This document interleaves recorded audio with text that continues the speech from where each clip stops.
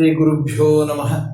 ವಸುದೇವಸುತಂ ದೇವಂ ಕಂಸಚಾಣೂರಮರ್ದನಂ ದೇವಕೀ ಪರಮಾನಂದಂ ಕೃಷ್ಣಂ ವಂದೇ ಜಗದ್ಗುರು. ಪರಾತ್ಪರ ಯೂಟ್ಯೂಬ್ ಚಾನಲ್ನ ಎಲ್ಲ ವೀಕ್ಷಕರಿಗೆ ಮತ್ತೊಮ್ಮೆ ಸ್ವಾಗತ.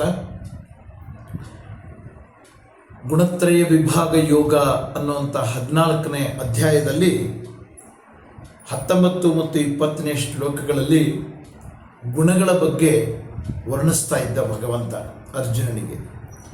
ಏನು 3 ಗುಣಗಳಿವೆ, ಸತ್ವಗುಣ, ರಜೋಗುಣ ಮತ್ತು ತಮೋಗುಣ. ಆ ಗುಣಗಳ ಬಗ್ಗೆ ವರ್ಣಿಸ್ತಾ ಇದ್ದ.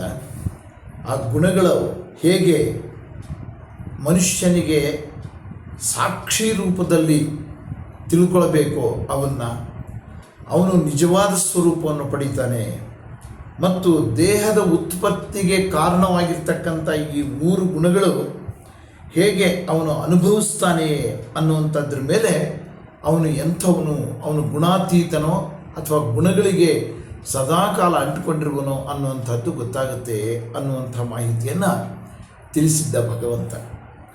ಮತ್ತೆ ಮುಂದುವರೆದು 21-22ನೇ ಶ್ಲೋಕಗಳಲ್ಲಿ ಏನನ್ನು ಹೇಳ್ತಾನೆ. ಪ್ರಾರಂಭದಲ್ಲಿ ಅರ್ಜುನ ಪ್ರಶ್ನೆ ಕೇಳ್ತಾನೆ.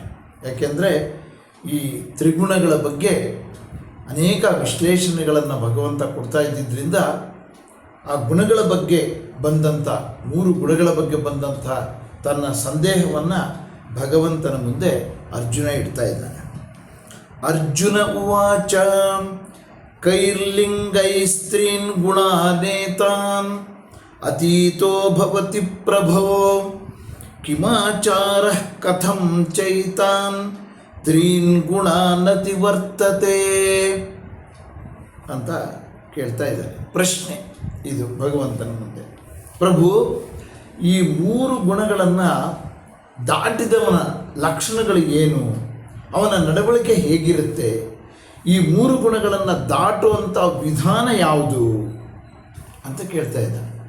ಯಾಕೆಂತಂದರೆ ಈ 3 ಗುಣಗಳನ್ನು ಮಾನವ ಗೆಲ್ಲೋದು ಸ್ವಲ್ಪ ಕಷ್ಟತರವಾದಂಥ ಕೆಲಸ. ಎಲ್ಲರಿಗೂ ಕೂಡ ಈ 3 ಗುಣಗಳು ಬರ್ತಾನೆ ಇರ್ತವೆ, 3 ಬರ್ತಾ ಇರ್ತವೆ. ಕೆಲವು ಕಾಲದಲ್ಲಿ ನಾವು ಸತ್ವಗುಣಗಳನ್ನು ಪಡ್ಕೊತೀವಿ, ಕೆಲವು ಕಾಲ ರಜೋಗುಣಗಳನ್ನು ಪಡ್ಕೊತೀವಿ, ಕೆಲವು ಸಂದರ್ಭದಲ್ಲಿ ತಮೋಗುಣಕ್ಕೂ ಕೂಡ ನಾವು ಜಾರಿ ಬಿಡ್ತೀವಿ. ಆದ್ದರಿಂದ ಈ ಗುಣಗಳನ್ನು ದಾಟುವಂಥದ್ದು ಹೇಗೆ ಅಂತ ಕೇಳ್ತಾ ಇದ್ದಾನೆ.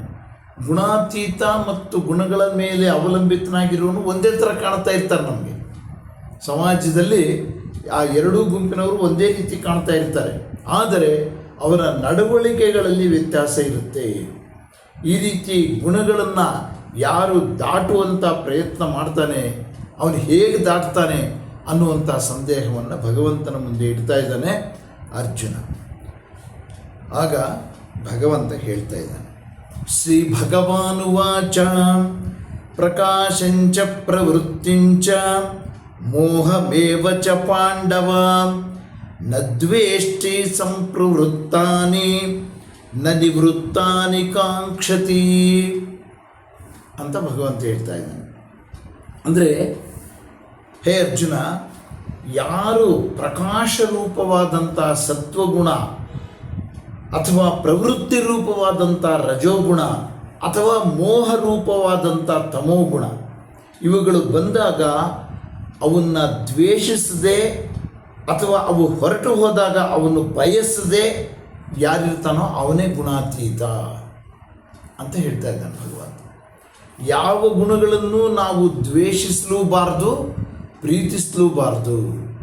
ಅವು ಬರ್ತಾ ಇರ್ತವೆ, ಹೋಗ್ತಾ ಇರ್ತವೆ. ಸೂರ್ಯ ಗಗನದಲ್ಲಿ ಯಾವಾಗಲೂ ಪ್ರಕಾಶಿಸ್ತಾ ಇರ್ತಾನೆ. ಕೆಳಗಡೆ ಮೋಡಗಳಿರ್ತವೆ. ಆ ಮೋಡಗಳಿದ್ದಾಗ ನಮಗೆ ಭಗವಂತ ಸೂರ್ಯನಾರಾಯಣ ನಮಗೆ ಕಾಣಲ್ಲ.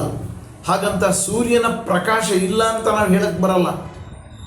ಸೂರ್ಯ ಒಂದೇ ಸಮನಾಗಿ ತನ್ನ ಕೆಲಸ ತಾನು ಮಾಡ್ತಾ ಇರ್ತಾನೆ, ಪ್ರಕಾಶಿಸ್ತಾ ಇರ್ತಾನೆ. ಮೋಡಗಳು ಬರೋದು ಹೋಗೋದು ನಮ್ಮ ಅನುಭವಕ್ಕೆ ಬರುತ್ತೆ ಅಷ್ಟೇ, ಸೂರ್ಯನಿಗೆ ನಾವು ಆ ಅನುಭವ ಇಲ್ಲ. ಹಾಗೆ ಈ 3 ಗುಣಗಳು ಪ್ರತಿಯೊಬ್ಬನ ಮೇಲೂ ಬಂದು ಹೋಗ್ತಾ ಇರ್ತವೆ. ಆದರೆ ಗುಣಾತೀತನಾದವನು ದುಃಖ ಪಡಲ್ಲ ಮತ್ತು ಅವುಗಳು ಬರಲಿಲ್ಲ ಅಂತ ಸಂತೋಷ ಪಡಲ್ಲ, ಎರಡೂ ಮಾಡಲ್ಲ ಅವನು.